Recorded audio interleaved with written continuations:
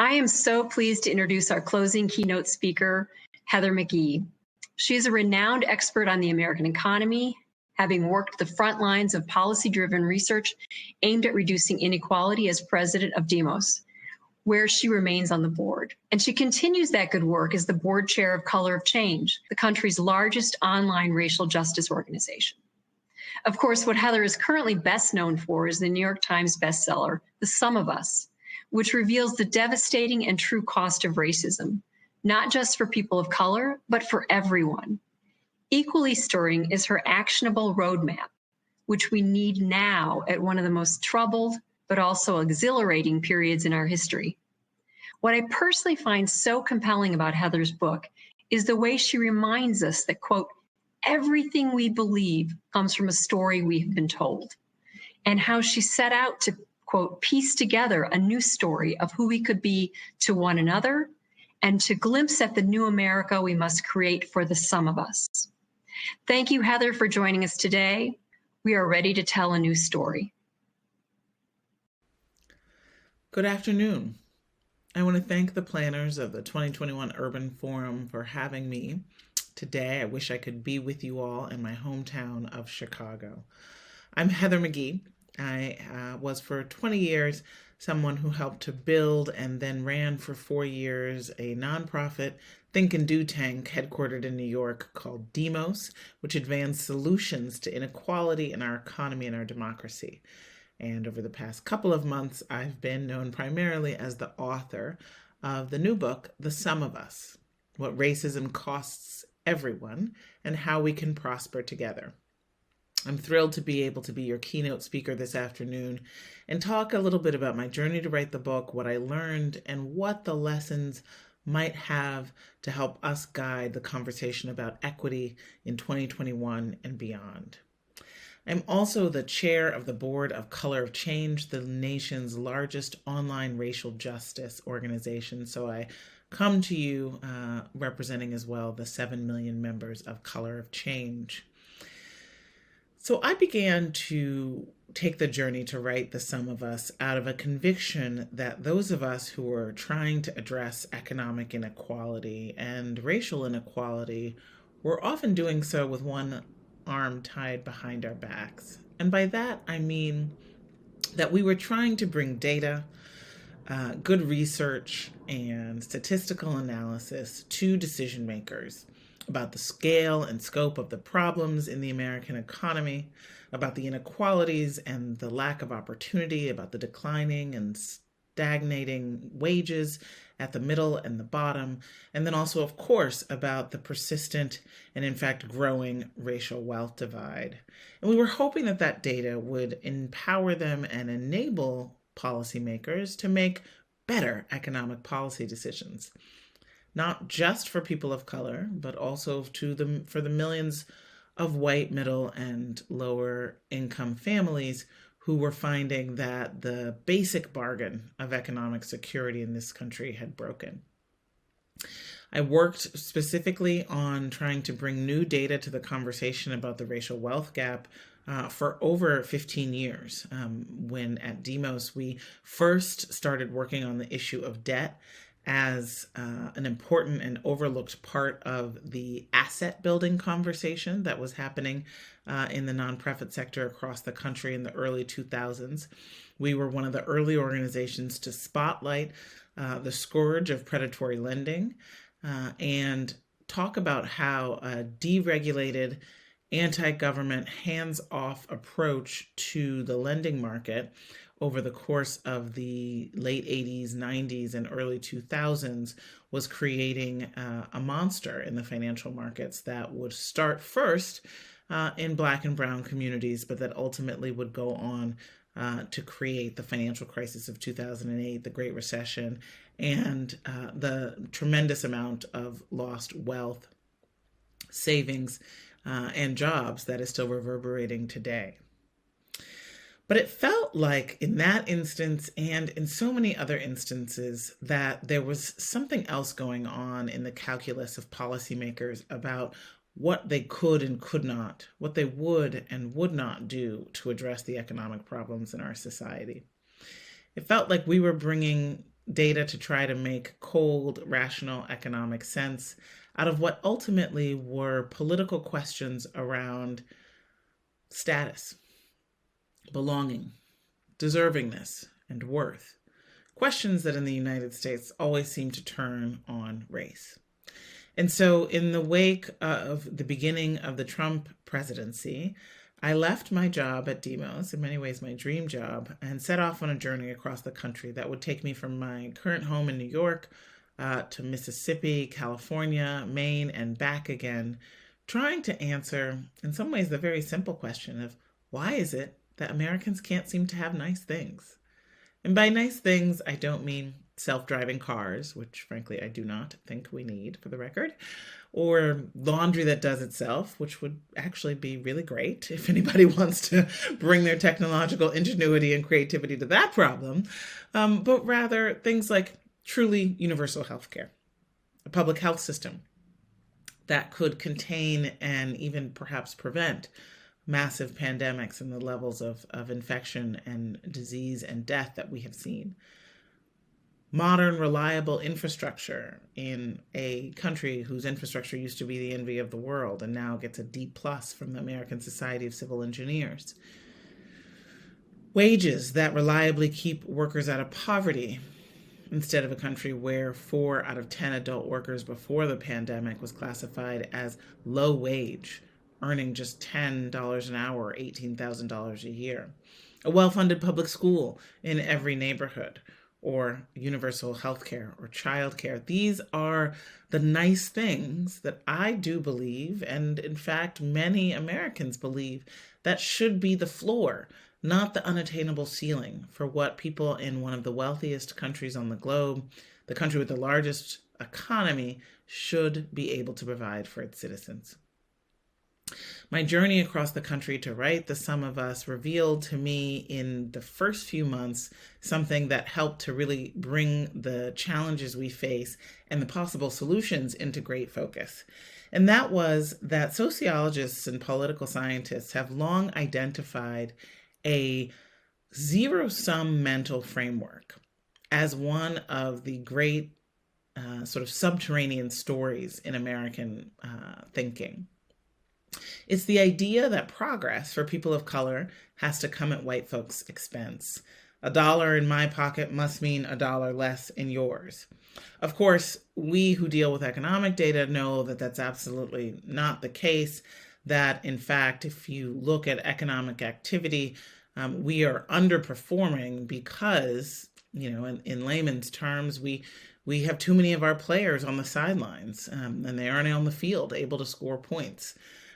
We, of course, know that the racial economic divides in this country, according to Citigroup, that left-wing fringe organization, has calculated over last summer that over the last 20 years, the racial economic divide between Black and white families in America has cost the U.S. GDP $16 trillion. The Federal Reserve Bank of San Francisco calculated in 2021 that in just the year 2019 alone, the divide between white men and everybody else cost the economy over $2 trillion.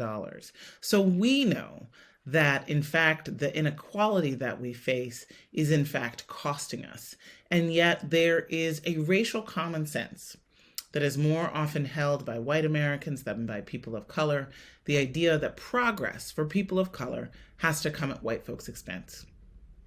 The reason why I was able to identify this zero-sum narrative as being such a core impediment to economic progress in this country is that when you believe that a benefit, a public benefit, or a kind of rule change that might be something to address a commonly held problem could give points to the members of the opposing team, you may be willing to forego that benefit, even if it could help your team. And that's really what we're facing so often in the American political discourse around public goods and around improvements in our economic life. A kind of zero-sum race to the bottom narrative. The metaphor at the core of The Sum of Us is a story that happened all over the country. It is the story of what happened to public pools in America. In the 1930s and 40s, the country went on a nationwide building boom of public amenities, public parks, public schools, libraries, and yes, public swimming pools.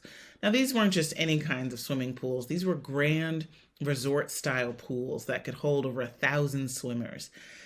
And it was, in many ways, a cherry on the top of a mountain of government benefits and public investments that were emblematic of the New Deal governing ethos. The idea that the government had a responsibility and corporations would be encouraged or forced to get on board with this sense of shared responsibility to lift the standard of living of the American people to a level heretofore unknown. When this country created the greatest middle class the world had ever seen, it was because of strong and robust, generously funded public investments that, of course, paid for themselves and redounded in massive growth in our economy. And yet, as I talk about on a couple of much remarked upon pages in The Sum of Us, though the litany of free public investments that were made to elevate the standard of living of Americans, from the Homestead Act through to the GI Bill, as everyone in this conversation surely knows, were done either by design or by disparate impact in a racially exclusive way. The social contract, in other words, had an asterisk to it. But it was during this time that white public opinion and support for the idea of a robust role for government in the everyday economic lives of Americans and in the marketplace was high. White Americans, in other words, used to love big government. In 1956 and 1960, according to the ANES survey, 2/3 of white Americans believed that the government ought to provide a guarantee of a job for anyone who was unable to find one in the private sector, and provide for a minimum standard of living in the country. 2/3, 1956 and 1960.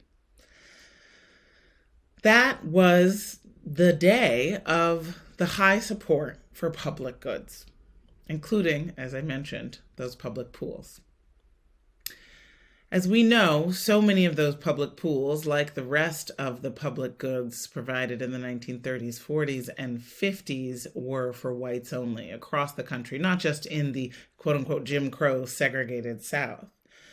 And so when in the late 1950s and early 1960s, Black community members began to be empowered to advocate and sue, saying that their tax dollars also had paid for these public pools and therefore their children should be able to swim too, white-dominated towns faced a choice.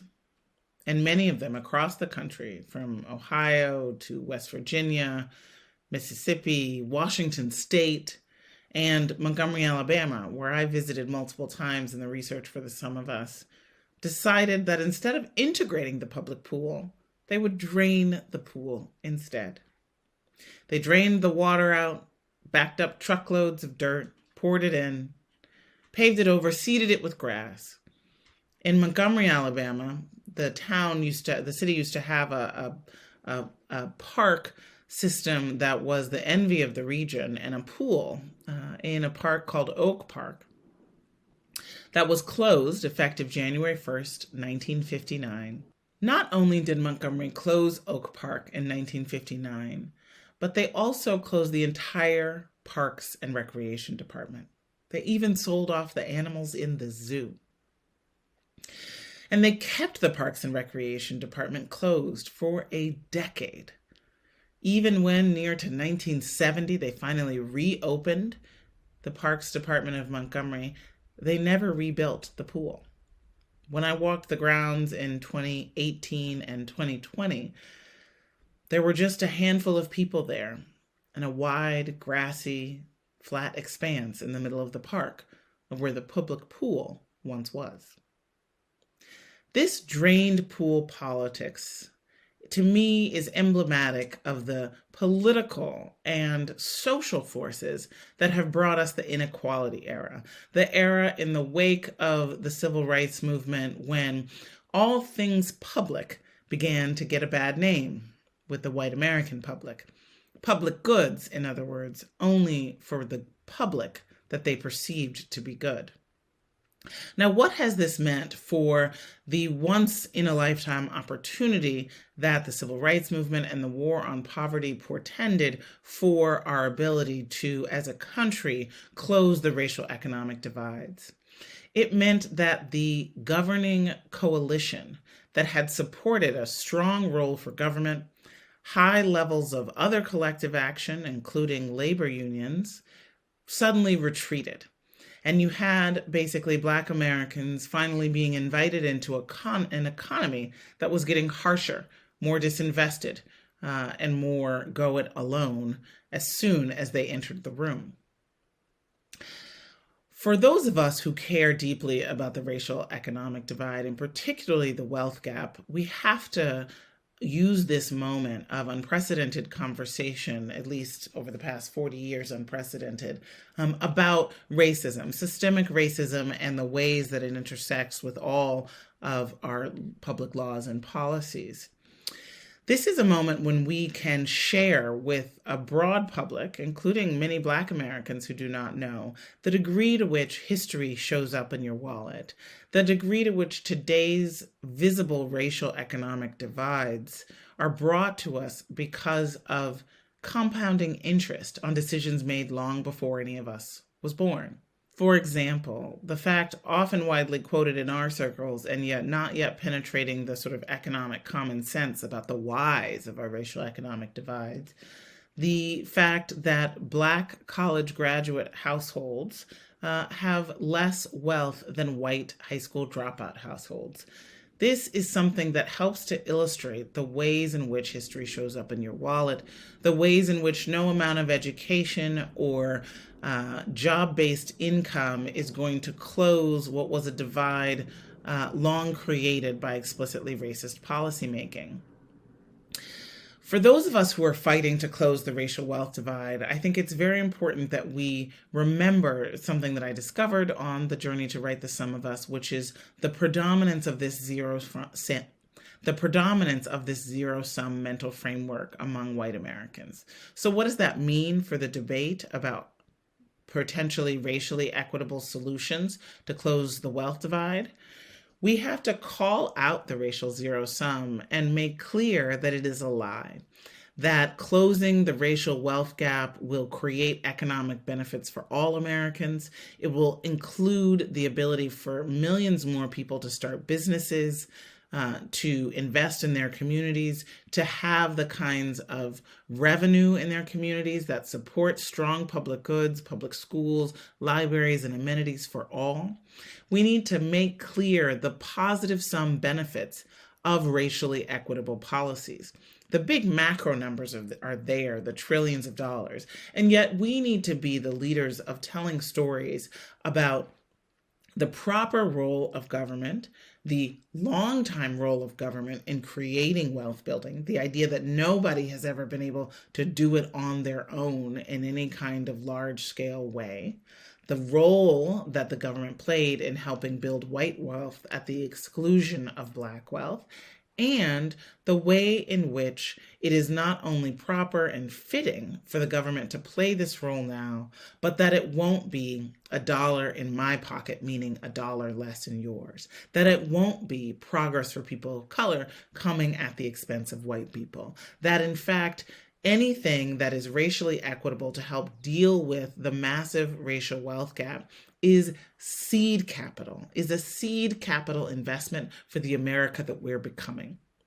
We've got to, in our communications, recognize the zero-sum framework as an impediment to progress for all, engage with it directly, and paint a picture of the world that we can create in our communities when the average Black family has enough money in their bank account to be able to weather a job loss, a divorce, a medical illness, has enough money in their bank account to avoid having to go into debt when the car breaks down, or to avoid having to go into debt to send their children to college, to be able to start their business on more than a credit card, but rather on a real small business loan with a low interest rate because they have the cushion in the wealth portfolio to back it up.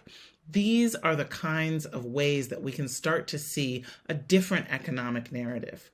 We can talk about, instead of just talking about the amount that any kind of policy remediation might cost, we can start with the denominator of what the status quo is costing us today. What is the gap in spending power of Black families who have been denied wealth building opportunities?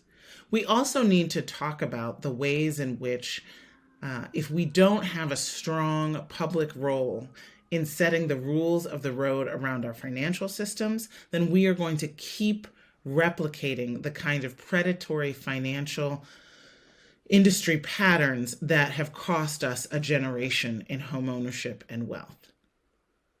In my book, I include a chapter that is the nearest and dearest to my heart, called Ignoring the Canary. And it tells what I hope is a new conventional wisdom story about the financial crisis and how we got to it. The idea that I put forward is that if it weren't for racism, we would not have had the financial crisis and the Great Recession. What do I mean by that?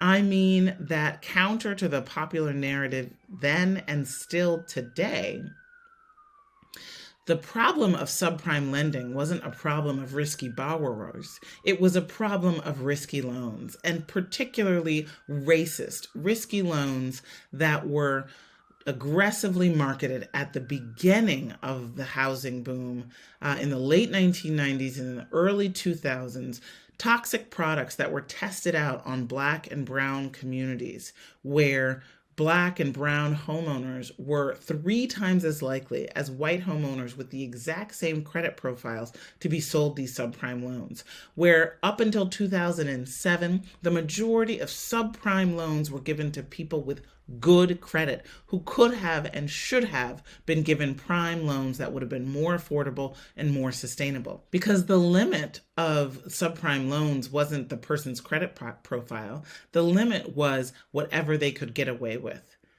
And of course, they found that they could get away with targeting the people who were the least respected and the least protected by a financial sector designed to exclude them, and that is Black and brown homeowners. You know, we think about the legacy of redlining, and we have to get up under the logic of it. What was the logic? The logic was that Black people were poor credit risks. Let's think about how that core logic, that underlying story, did not change, and in fact was the exact logic of the subprime mortgage crisis. And it was the logic that I saw behind the eyes of regulators in the early 2000s when we tried to convince people to address the subprime crisis before it got out of hand and became the defining feature of the mortgage market. There was that sense that Black people simply weren't good with money. There was that sense that Black people were inherently more risky borrowers, and yet no one was willing to look at the racist discriminatory lending for what it was. We had that old narrative, and so this totally new kind of financial product, the unregulated subprime mortgage, slipped into that very old groove. The opportunity we have here now with a new administration, with a new level of public concern and awareness about systemic racism, with trillions of dollars in support coming from the federal government to rebuild our economy back better, is to not make the mistakes we made before, not replace hundreds of years of racist policies with colorblind policies, not think about building in democracy from the outset of our policymaking so that the most affected communities have a role in designing how it is that money flows into their communities. We are at a tremendous opportunity right now to unlock what I began and some of us to call solidarity dividends. This is the idea of gains that can come only when we work together across lines of race. We've got to put forward a vision of multiracial cross-racial solidarity that's a positive win-win in our communities. I think when we really want to press at some of the most potentially divisive economic policy ideas out there, such as reparations, we have to just launch headfirst into the narrative, recognize that it may be received by some white Americans and certainly will be processed and broadcast by the right-wing media infrastructure as an issue of a zero sum, of a taking from white Americans to give to Black Americans. And we need to be very clear that that's not at all what it is, that the government is the force that segregated, that stripped the wealth, that was responsible for the policies to enslave and to deny wealth building opportunities over the course of our histories. The government that we have all paid into, and the government that serves us all. And therefore, it's the government that should be responsible for reparative policies. And that the benefits of reparative policies, of having all of the players on our team off the sidelines, not saddled with debt and locked out of opportunity, that benefit is going to redound to all. But we've got to explicitly call out the zero sum and paint a positive sum picture. I do believe that we are at a moment of tremendous opportunity for cross-racial solidarity to address some of our long-standing racial and economic divides.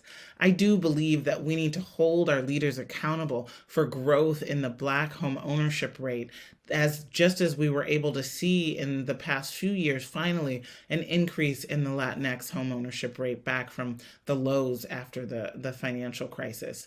I think we need to have accountability with our leaders for reversing the terrible decision to replace free public college with a debt for diploma system.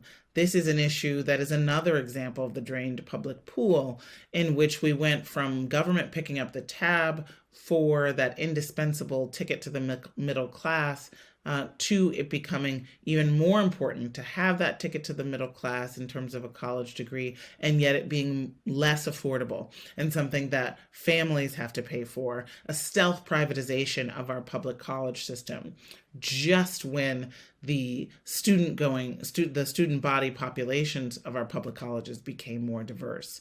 We've got to reverse that trend with student loan debt cancellation and with a refilling of the public pool of the support for our public and community colleges. This is where the rubber meets the road. This is where we need to start seeing the big building blocks of economic security addressed in a race-conscious fashion that nonetheless creates a cross-racial movement to support the kinds of investments and protections that can help to build a broad and diverse middle class in America.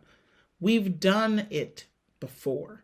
We've built the greatest middle class the world had ever seen, and yet we did it in an exclusionary fashion. Now is the time for planners, for policymakers, for business leaders, and for educators to come together and envision a future with a thriving and diverse and inclusive economy for everyone.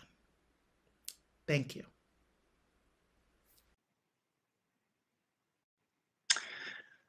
Thank you, Heather McGhee, for those inspiring words, to not only think about history, but also to act on it. We are all, as the title of the book mentions, it is the sum of us that makes good for everyone.